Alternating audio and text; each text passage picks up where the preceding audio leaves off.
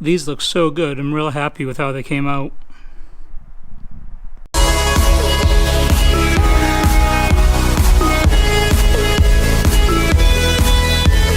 So the calipers are finally back and completely powder coated and the decal painted on. I did a quick video on how to do a stencil and paint these decals on.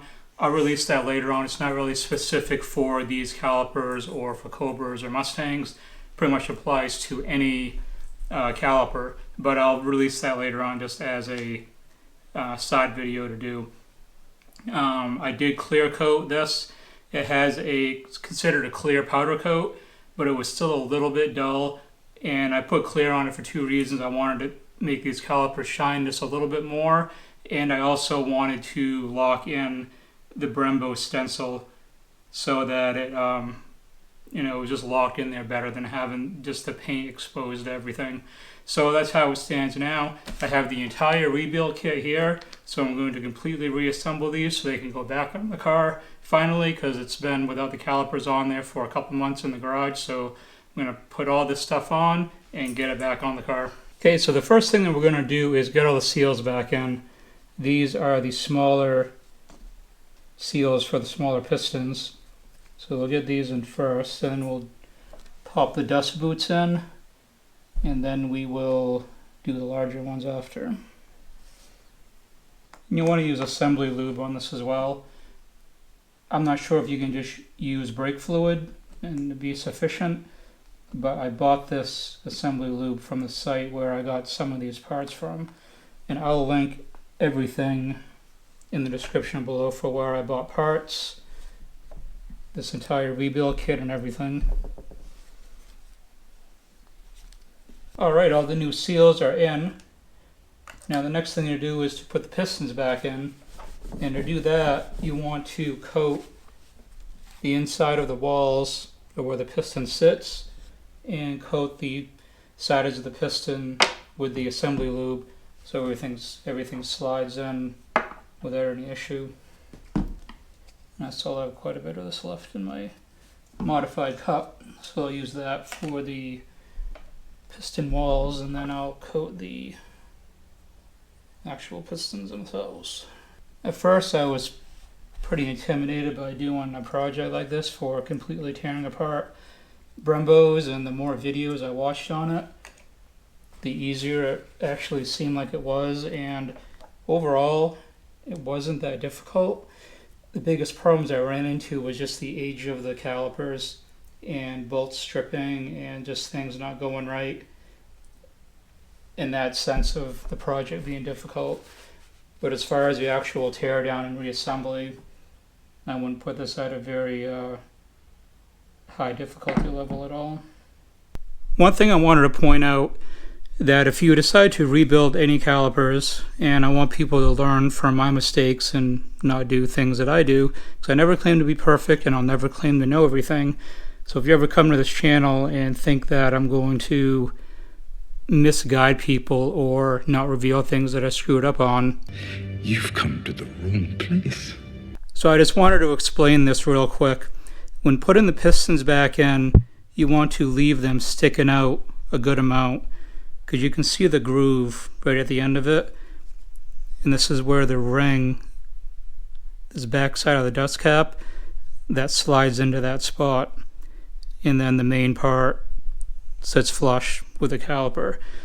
The part I screwed up on earlier was I pushed these all the way in on the other caliper, so of course I had a hell of a time trying to pop them back out far enough so that I could get the seals, the dust seals, to slide on there correctly. And this one went much smoother. I did it the right way, so that's one thing you want to make sure to do, is when you put the pistons in, leave them sticking out a good amount, then snap the dust caps on, and then push them in the rest of the way, because most likely you'll be putting new pads on this, so these pistons are going to have to be pushed in the entire way so that the thickness of the pads will be able to go over the thickness of the rotor. So I just wanted to point that out real quick. Alright, so the next thing to do is to get the guide plates back on. These are the original guide plates that I took off from these calipers. I cleaned them up pretty well. I couldn't find any place that actually sold these, so I decided it was just easier to clean them up a little bit. I did get new hardware that they screw in with. It took a while to find exactly which thread pitch and size bolt that it was that went in these.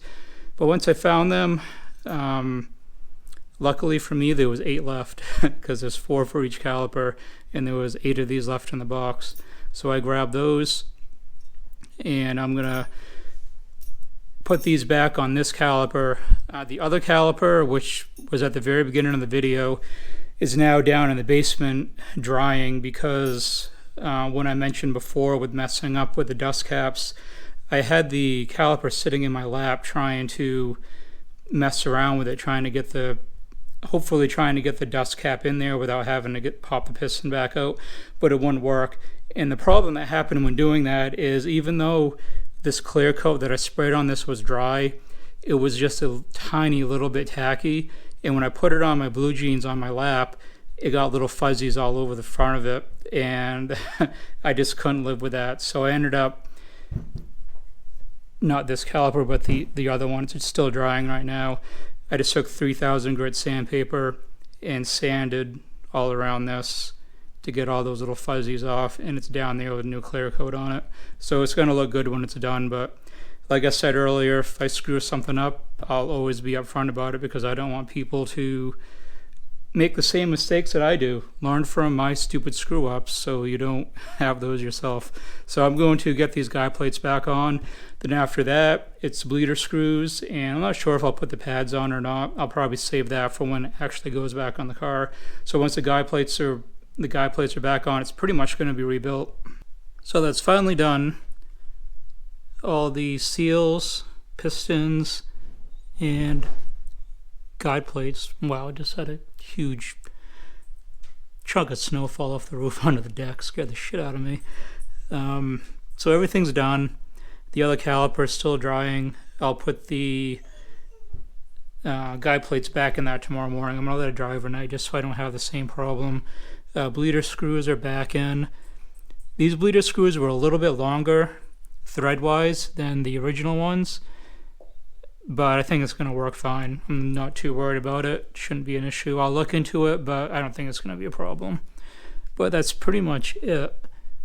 It's all back together, so at least that's done. So that'll be it for the video. I'm really not going to show putting these back on the car, just 2 bolts. Maybe I'll put in some pictures at the end once they're mounted onto the car, a short little video clip.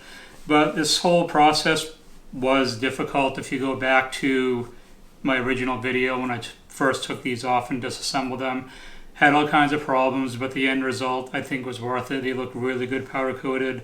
The stenciling came out really good, and I'll link another video. I don't know if I'll have it out before this one or after, I'm not sure yet, but I did a short video on how to stencil the letters on, spray paint it. It's not a decal. I wanted to actually have it painted on. But I'm happy with how everything came out. So next is just to put them on the car.